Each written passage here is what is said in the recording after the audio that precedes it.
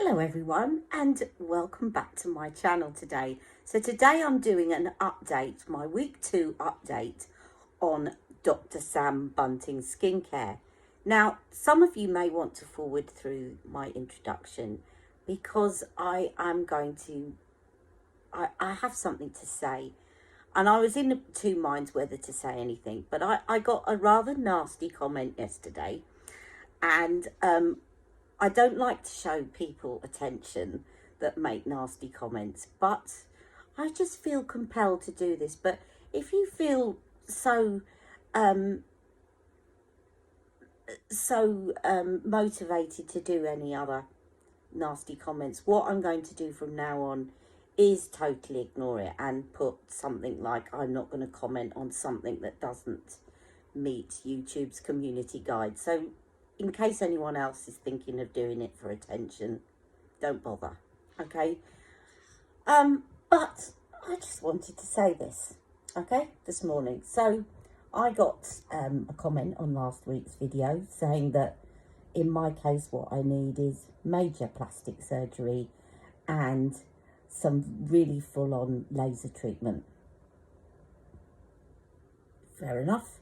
You're entitled to your opinion, and I'm sure a lot of people that write these comments will say, well, you put yourself out there, so you basically are asking for comments. Well, you also, my comment to that, in case that is what the response is, my comment is that you also put yourself out there when you made that comment, and I want to talk about it. So, which I'm entitled to do, as you made the comment. So, some of you may know this, but I actually worked in mental health for a number of years as a therapist. So I trained, as part of my job, I trained in psychotherapy, and I also did some further training post-grad while I was working at the Tavistock in psychotherapy. And I just wanted to talk about the psychology of trolling and writing nasty comments, because it's actually very interesting, and I'm actually quite genuinely feel sorry for this person and anyone else that makes comments like this on YouTube. And I thought it might be interesting for some of you to actually hear about the kind of psychopathology around somebody that makes these kind of comments. So if you're interested, carry on watching. If not, I'm going to put a timestamp so that you can just forward on and watch the Sam Bunting. Okay. So when we're born, it's very interesting looking at this in relation to attachment theory, and there is someone that wrote a lot about attachment theory called Bowlby. They write a lot about attachment theory and mother-infant interaction, and it all relates. There's theories that all relate back to this, and it's so interesting. So basically, when we're born, every human being has the need to interact with other human beings. But we have something as infants up until the age of 3 that makes it very difficult for us to understand that other people exist until we get to the age of 3 and we develop theory of mind. So basically, we don't develop object permanence until we're about 3 or 4. So when mum is out of the room, mum ceases to exist. If you cannot see mum, mum ceases to exist, which is what makes mother-infant attachment so important. So when a child is, excuse me a minute, my phone's ringing, but I'm not going to answer it, but just in case Mick shouts up. Okay, so going back, so when we're born, we have this innate need for human interaction, and especially with our mothers. And that's very important. And so as a baby, we cry mum exists. She comes into the mum or dad, but especially mum. Mum comes in, picks us up, and mum exists. Then we stop crying, and mum ceases to exist. She's gone away. And what makes it really important in those early stages is unconditional love. So, baby cries, mum picks baby up, gives baby a hug. Baby feels safe, baby feels nurtured, baby feels loved unconditionally. Mum puts baby down, baby smiles at mum, and again, mum smiles back, baby feels loved unconditionally, whether crying or smiling. Baby gets attention, baby gets mum's love. Mum exists. Now, what can go wrong in early stages of development is if there isn't a very good bond with mum and the child only gets attention when they're crying, when they're misbehaving, throwing a tantrum. And in these cases, what happens is that mum doesn't show unconditional love. What mum does is ignores baby smiles, ignores all the positive interactions from the baby. And then when the baby starts screaming or yelling, they get, oh, will you shut up? Or, oh no, there's the baby, pick the baby up, rock it until it stops, put it back down. Or baby's throwing a tantrum, quick, let's go and deal with the baby because it's throwing a tantrum. Then the baby's nicely playing in the corner, gets ignored again. So what gets hot wired into the brain of that baby is, I only get attention when I'm doing bad things. I don't get attention when I'm doing good things. I don't get love. And I certainly don't get unconditional love. And even though the attention is perhaps negative attention, and the attention coming back to that baby is, oh, please shut up, or stop misbehaving, it is human interaction that, as human beings, we all long for. And unfortunately, what happens is that gets hot-wired, and then these children grow up into adults that think that the only way that they can get attention, the only way they know how to get attention, is to say nasty, horrible things to people. And it works. They get attention and it makes them feel good. It actually makes them feel good. It makes them smile. It makes them feel in some, for what a lot of us would think is, why would you want that kind of attention? The people that think that are people that have had unconditional love as children. But people that haven't had unconditional love as children just see that they've got attention and they love it because they've never had attention for being good people. And I actually feel very sorry for those people. So what I wanted to say is, I did get unconditional love as a child, and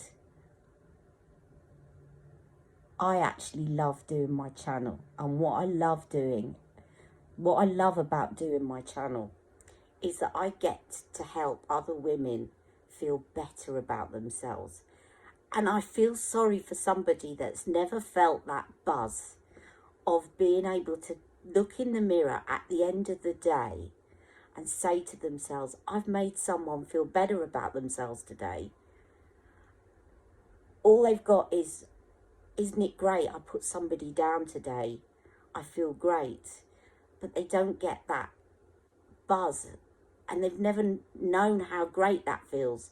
Because it honestly does feel great when you look in the mirror and you think, not just, have I got any pigmentation? Have I got spots? Do I need plastic surgery? But isn't it great? I've done something good for somebody else today. I've made them smile. And it is really such a buzz And that's why I feel sorry for people like that, is because they've never, ever experienced that. And I want to say a big thank you. I'm going to show you some unconditional love for once. I don't think it's too late for you to actually, it's too late for you to actually process this and make it do anything positive for you.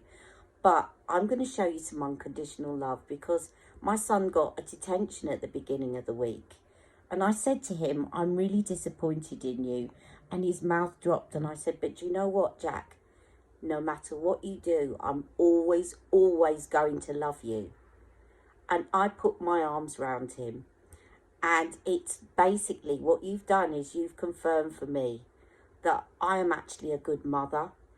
I am actually a good person. I do things to make people feel better. And it's made me feel proud. And that song, What Have You Done Today to Make You Feel Proud, is a song that you should go and listen to, because I can sing that, and I know at the end of the day, when I look in the mirror, I've done something to make me feel proud. And when you look in the mirror and you haven't done anything to make yourself feel proud, and you're gleefully celebrating the fact that you put somebody else down, no plastic surgery that you could ever have is going to put that right. And I truly, truly feel sorry for you. Now, let's move on to the Dr. Sam Bunting video, and I hope you enjoy this.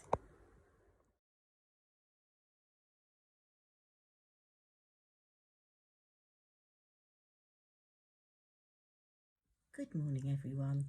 Today is day 16 of my diary using the Dr. Sam Bunting. I'm still waiting to receive the new gossamer product. Anyway, so it's probably going to arrive today. But I'm suddenly noticing a change in my skin for the better. I kind of woke up this morning. I've got my sunscreen on now and everything. But I woke up this morning and I felt really moisturised and really glowy. And a little bit like, I know I keep going back to this, but a little bit like when I used to put on Charlotte's Magic Night Cream, which I definitely don't think sinks in as much. It gives you that feeling. But this one didn't give me that feeling straight away, but it definitely sinks into the skin more. I was getting a lot of peeling down my neck and on my décolleté. And I do think that I probably, you know, I do neglect that area. So you can see now that as I'm doing this, that I'm just sort of getting skin coming off. And I think I really noticed that when I started using the Brightly serum. What happened was a couple of times I forgot and I put a pump in my hand and I thought, that's all right, I'll put the other half a pump on my neck, which is good because I keep forgetting to do my neck and décolleté. And it started to make my skin peel, not in an uncomfortable way. So when I'm talking about peeling, I just mean that when you do that, you get skin on your fingers. Not getting it on my face, but as I said, I used to exfoliate my face a lot, and so I think the turnover on my face is probably a lot better than on my neglected neck, but it's definitely, and it's feeling smoother. It's feeling less crepey, my neck. My under eyes, again, feeling really firm now. So I don't think, I've still got fine lines, look, because I've got an expressive face. You know, 50 years of smiling. Who cares if that means you've got a few fine lines? But I definitely feel that they're not as visible because the skin is less fragile.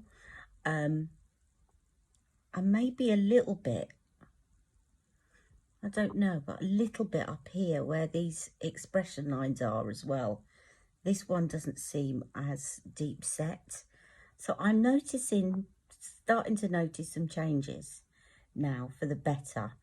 Couldn't really say that I did last week. My skin was feeling a little bit dry last week.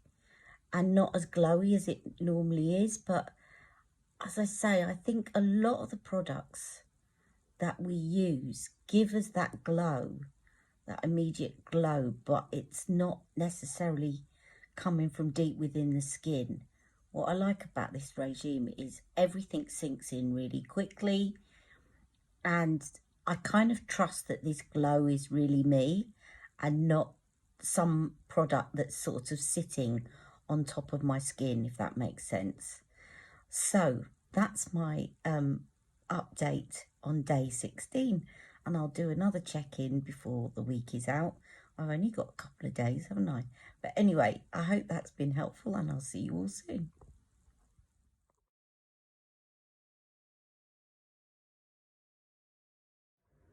Okay, my confession of the week is that I used a face mask and I also used some face scrub because I'm just missing, as you know from yesterday's video, I'm missing being pampered. And yeah, so I used a face mask.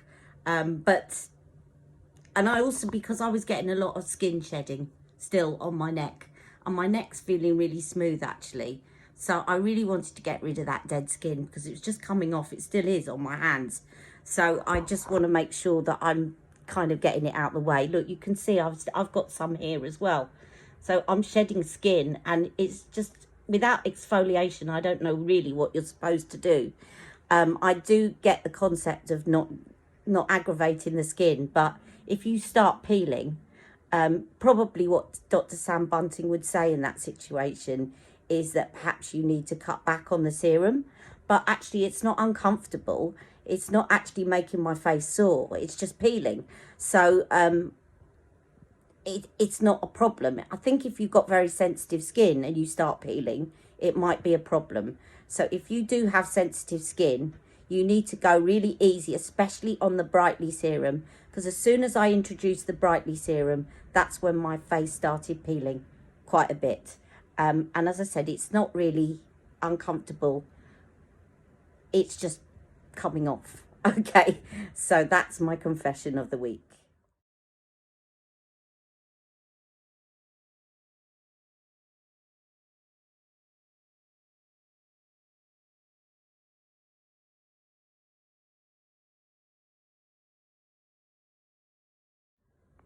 Okay, so this week we're going to focus in on the nightly serum.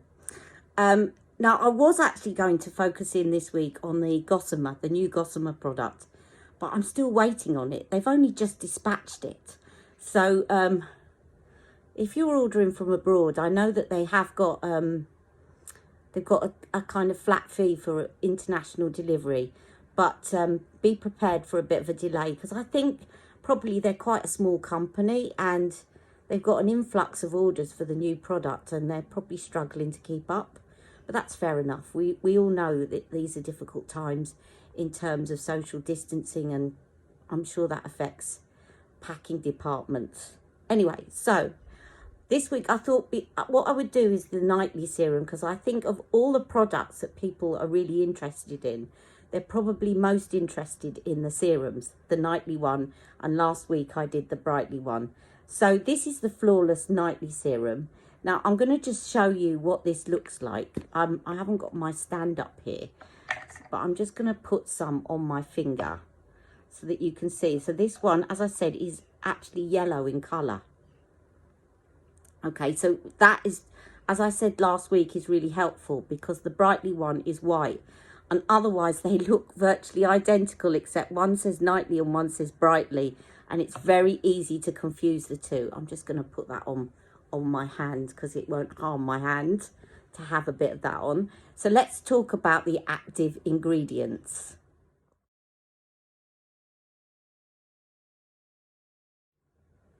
Okay, so it's got 2% Gran-Active retinoid.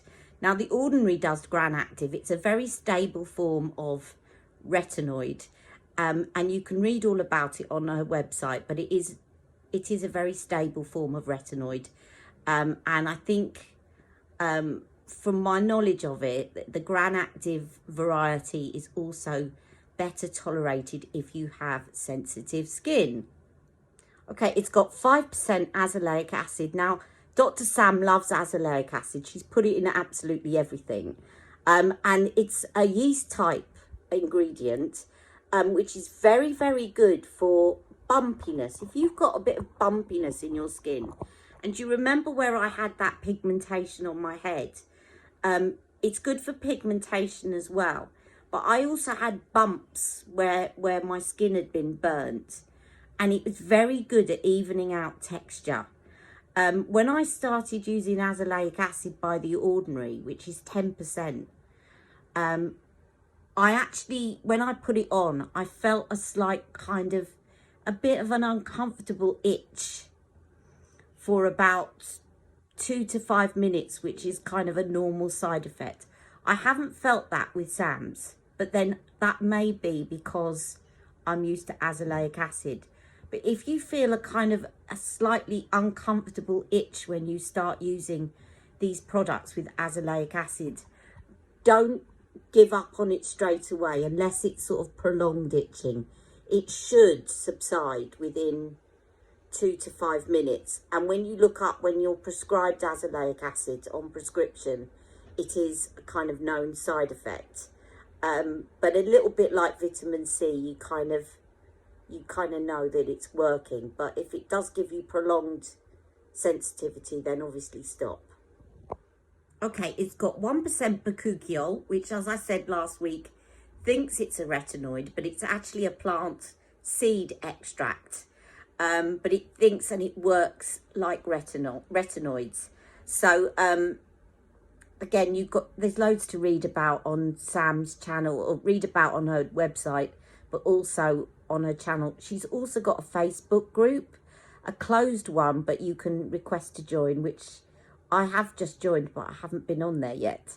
So, you can actually check that out, and you can ask questions and get tips from other people that use her products. Okay, it's got 10% niacinamide. Now, niacinamide is a brilliant, brilliant ingredient. I love it. It's in a lot of La Roche-Posay skincare items. And I first fell in love with niacinamide when I had overdone some caffeine drops by The Ordinary.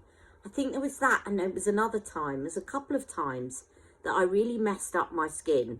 One was when I overdid caffeine, and the other one was when I used a Body Shop liquid face peel, which totally stripped my skin of moisture completely, and I ended up looking like, under my eyes, I was like about 80 years old, because it was really horrific. And I thought, oh my God, have I done this permanently? Because they were so dried out, and basically I'd messed up the skin barrier. I'd basically taken off that top layer of skin that kind of acts as a barrier. And I went into a pharmacy and I was given some La Roche-Posay well, not given, but I think I was given a sample. But I got a face mask by La Roche-Posay with niacinamide in it, and it restored the skin barrier. So it's really, really good at restoring the skin barrier and strengthening the skin barrier. It's also, Sam says it also helps retinoids work better for you, and it helps to unclog pores. So it's a brilliant, and it's part of the B vitamins.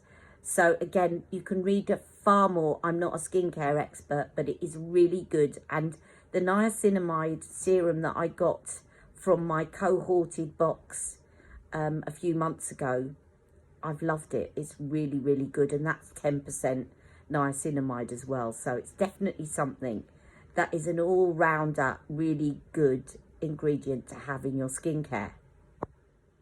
Okay, so what I would say, my summary of the week is I'm really starting to notice my skin is feeling softer. I'm getting a glow. As I said earlier on in the week, I felt last week that my skin was a bit dry and a bit matte and flat. But actually this week, I'm starting to feel that glow coming back. And definitely my skin is peeling, which is not a bad thing. It's just obviously exposing fresher skin underneath. So I'm already getting a turnaround of skin, which is probably why I'm feeling a bit of a difference. I haven't done my pictures yet. I'm going to do the pictures in a minute. because I'm going to have to take off this sunscreen because it is leaving me with a bit of a white cast. So I will make sure that I take off my skincare products and cleanse my skin before I do this week's update photographs. Again, don't forget, it's been 2 weeks. I'm not expecting to see a massive difference. Don't forget that when you start using new skincare products, that it's going to take you about 6 weeks, really, for the skin to turn around and for you to actually see what a skincare product is doing for your skin. So don't be too quick to judge skincare, unless, of course, it's causing you major irritation. But don't give up on something just because you don't see immediate results, because your skin doesn't work like that. It actually has a six to 8 week turnaround. So you really need to give it time, which is why I'm doing these weekly updates, and I'm going to keep going for over 6 weeks. I've kept going with my avocado, I've kept going with my blueberries, and I will keep going with that. And I do have a bit of an apology to make before I finish to Dr Sam Bunting, because when I started this, I'm just going to go and get you something, and I'm going to tell you what I'm talking about. Obviously, I nearly forgot to tell you about dosages before the end of this video. So this week I have I have added in the half pump of Brightly serum as well as a half pump of the nightly serum. And this week I'm going to add in and reintroduce my vitamin C serum by SkinCeuticals, the vitamin C E ferulic. Right, in a previous video, let me just get this camera straight. In a previous video, I said that I didn't trust the amounts, the measured amounts that were coming out of this daily sunscreen. And I'm going to take that back now, because actually I am getting consistent amounts coming out of this sunscreen. And I know why I didn't before. So I think this is really important, that when you're storing this, that you store your sunscreen upright, okay? And the reason being is that it does give out a measured amount of sunscreen. So 3 pumps is your guide for the amount of sunscreen you should be putting on your face. And the amounts that have come out, I do agree, are the correct amounts. What was happening before is that I was storing this on its side in a drawer. I've got one of these kind of wicker drawers in my bathroom. And I think that was disturbing the measured amounts. Because I haven't had that issue with this. It's coming out with consistent amounts that are not too much, that they are just the perfect amount. Whereas before, the amounts that were coming out when I stored it on the side were just equal to about 6 pumps. It was ridiculous, and there was no way that it could sink into my skin. So if you are getting this, you can trust the pumps to use 3 pumps. They will come out in a consistent way, but make sure that you store it upright so that you don't get an excess in the pump when you're dispensing it. And then you should get a consistent amount with each time. Okay, now I'm going to leave you with the pictures that I'm about to take after I remove my sunscreen. And I hope you enjoy this video. Any questions, do let me know. And I will, of course, next week be updating you on the new Flawless Gossamer product, which is wending its way to me as we speak. All right, take care. Have a lovely week. Love you all. See you.